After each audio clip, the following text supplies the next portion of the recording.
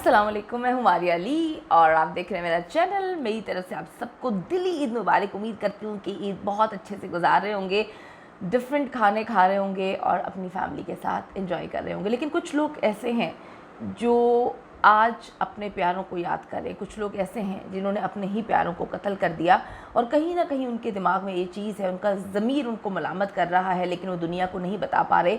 और आज बहुत सारी जगहों पर ईद नहीं मनाई जा रही।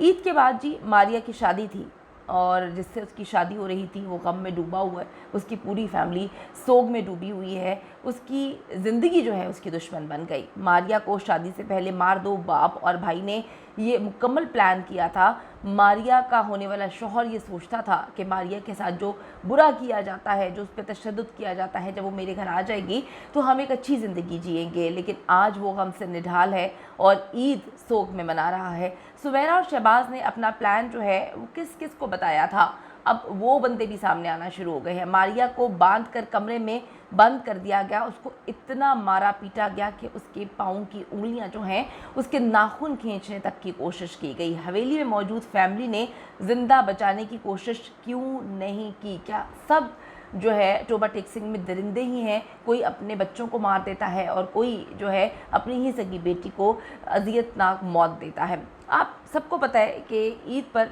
सब लोग अपनी अपनी फैमिलीज़ के साथ इस वक्त मगन हैं। लेकिन अगर हम अमीर बलाच की बात करें, उसकी फैमिली गम में डूबी हुई है, उसके बच्चे तरस रहे अपने बाप को देखने के लिए और याद करें कि किस तरह से उसके बाप के साथ वो ईदें मनाया करते थे और आज ईद है, बच्चे जो है नए कपड़े भी नहीं पहन रहे। दूसरी तरफ मारिया की फैमिली है, वो वैसे तो बन रही है अपने आप को कि हमने कत्ल नहीं किया, नाटक करने की कोशिश भी कर रही है, पुलिस कस्टडी में रोना धोना डाला हुआ है कि हमारी बेटी नहीं है, आज तो ईद है। लेकिन असल गम उस इंसान को है जिससे मारिया की शादी होने जा रही थी।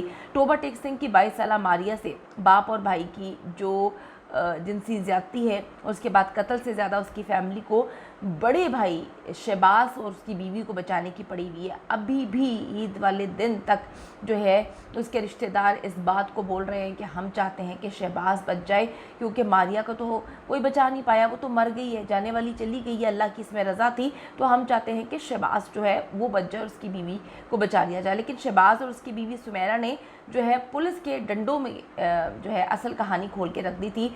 इसकी फैमिली ने असल में थोड़ा लेट कर दिया वो 12-15 लाख जो है वो पुलिस को लगाना। उससे पहले पुलिस जो है बयान इनका रिकॉर्ड कर चुकी थी और ये असल कहानी बता चुके थे कि इन दरिंदों की असलियत खुलकर सामने आ चुकी है। अब पुलिस के लिए भी थोड़ा सा मुश्किल है। पुलिस पीछे जो क्लेम कर रही है सुमैरा की फैमिली के हमने 15 लाख दिए, वो ले तो चुकी है, लेकिन इनको बचाने के लिए चालान में कुछ रद्दोबदल की जा सकती है। लेकिन इस वक्त बहुत सारे सहाफ़ियों की नज़रें पुलिस चालान पर है, सहाफ़ियों को डराया धमकाया भी जा रहा है। बड़ी अजीब सी बात है कि ये तो आम से लोगों का केस है, सिर्फ पैसे के बलबूते पे सहाफ़ियों के खिलाफ पर्चे भी काटे जा रहे हैं और उनको डराया धमकाया भी जा रहा है। शहबाज जो है वो पुलिस तफ्तीश में ऐलान कर चुका था कि जी मैं ही मास्टरमाइंड हूँ। मारिया के कत्ल से पहले बाप अब्दुल सत्तार की भाई की फैमिली भी घर पे आई हुई थी। ये वही भाई है जिसने बड़े ही धड़ल्ले से बोला कि मुझे तो बताता है अब्दुल सत्तार कि जी ये सही लड़की नहीं है, ये घर में मुँह मारती है। जब इसको मैंने मना किया तो इसने कहा कि जी बाहर तो नहीं जाती ना, घर के अंदर ही कर रही हूँ सब कुछ। सब ने मारिया को तसल्ली दी थी जब ये लोग घर आए थे कि हम तुम्हें जो है कुछ नहीं होने देंगे, तुम बेफिक्र रहो, कोई तुम्हें हाथ नहीं लगाएगा। लेकिन तुम पुलिस को रिपोर्ट दर्ज ना करवाना, पुलिस में मत जाना, पुलिस को मत बताना कि क्या तुम्हारे साथ हुआ है। उस वक्त जी मारिया की भाभी सुमैरा ने ये प्लान बनाया था कि अच्छा मौका है, हम मारिया को भी रास्ते से हटा देते हैं और अपने ससुर और देवर को इसके कत्ल में फंसा देंगे। ये वो टाइम था जब इस शैतान सिफ्त औरत ने जो है ये प्लान बनाया और उसके बाद जो है ये सारे का सारा एग्जीक्यूशन हुआ।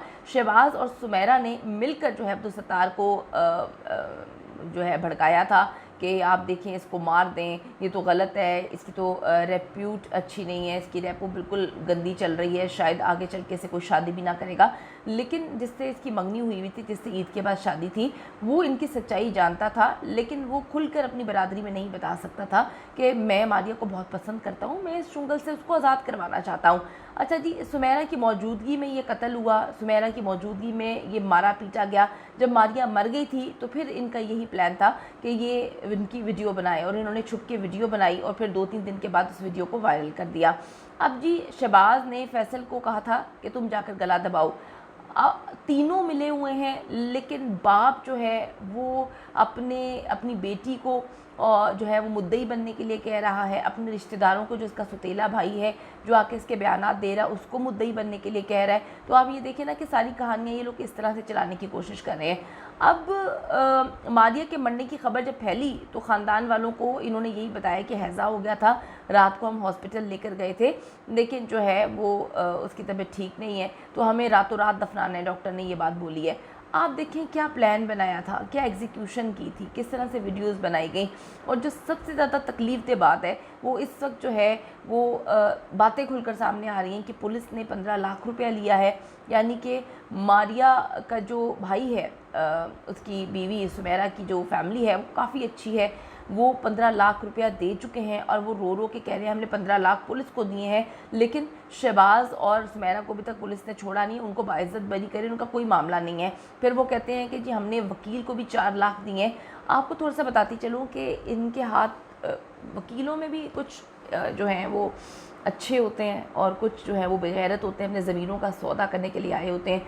तो सबसे पहले इन्होंने जाकर दोनों मियाँ बीवी ने जिस वकील को ये बात बताई थी कि इस तरीके से मामला हो गया, वकील ने उसको एतमाद में लिया और कहा कि जो सच है वो बताओ। जब इन्होंने सच बताया और बताया कि वीडियो बनाई हुई है, वकील ने वो वीडियो देखी तो उसके पैरों तले से ज़मीन निकल गई कि किस तरह से दरिंदे हैं। उस वक्त यही बात थी कि वो मार रहे थे दोनों और हम वीडियो बना रहे थे। तो वकील ने कहा कि मैं ऐसे दरिंदों का केस नहीं लड़ूंगा, तुम लोग कत्ल में बराबर के शरीक हो और तुम लोग चले जाओ। तो उसके बाद जी इन्होंने बड़े संभल के वकीलों पर जो है वो पैसे लगाना शुरू किए। सुमेरा की फैमिली कहती है कि 4 लाख हमने एक वकील को दिए, लेकिन उस वकील ने भी इनकी बेल नहीं करवाई है। तो बेल तो पता नहीं कैसे होगी या कैसे नहीं होगी, लेकिन अभी बात सिर्फ ये है कि सुमेरा की फैमिली इस वक्त एड़ी चोटी का जोर लगा रही है कि इन दोनों को जो है वो बाइज्जत बरी करवाएं, केस से इनका नाम निकलवा दें। और जो इस वक्त अब्दुल सत्तार है वो कोशिश कर रहा है कि मेरा अपना ही जानने वाला मेरी बड़ी बेटी जो है वो मुद्दई बन जाए। अगर बड़ी बेटी नहीं बनती तो मैं अपने ख़ानदान के किसी बंदे को गैरतमंद बनाकर पेश करूं, वो इस केस का मुद्दई बने और उसके बाद जो है वो आराम से हमें माफ़ कर दे। तो मैं इस वक्त पुलिस से अपील करती हूँ, पंजाब पुलिस से, कि खुदा के लिए ये सोचें कि अगर आपकी अपनी बेटी होती तो क्या ये सब कुछ करते, आप पैसे लेते, चंद पैसों में बिक जाते। इन दरिंदों को कैफरे किरदार तक पहुंचाएं, अच्छा चलान बनाएं। और देखें ईद है, आपके बच्चे चाहते हैं कि आप अपने बच्चों के पास हों, ईद है। मारिया ये मौत डिज़र्व नहीं करती थी। 22 साल की लड़की, उसको बहुत टॉर्चर किया गया है, उसके लिए यही सबसे जो है खौफनाक बात होगी कि उसका सगा भाई उसके साथ जो है वो जिनसी ज़्यादती कर रहा है। तो क्या चीज़ें उसने महसूस की होंगी ये आपको समझने की ज़रूरत है। आप खुद मुद्दई बने, पंजाब गवर्नमेंट को मुद्दई बनना चाहिए, पंजाब पुलिस को मुद्दई बनना चाहिए और इन दरिंदों को कैफरे किरदार तक पहुंचाना चाहिए, ताकि मारिया जहां पर भी है उसकी रूह को सुकून मिले। ईद के बाद उसकी शादी थी, हम सब तो ईद में मगन हो जाएंगे, लेकिन जो उस पर गुजरी और उस इंसान पर गुजर रही है जिसके साथ उसकी शादी हो रही थी, आप सोचें कि कितना तकलीफ दे मरला होगा जाने वाली के लिए भी और जो ज़िंदा उससे मोहब्बत करते थे उनके लिए भी।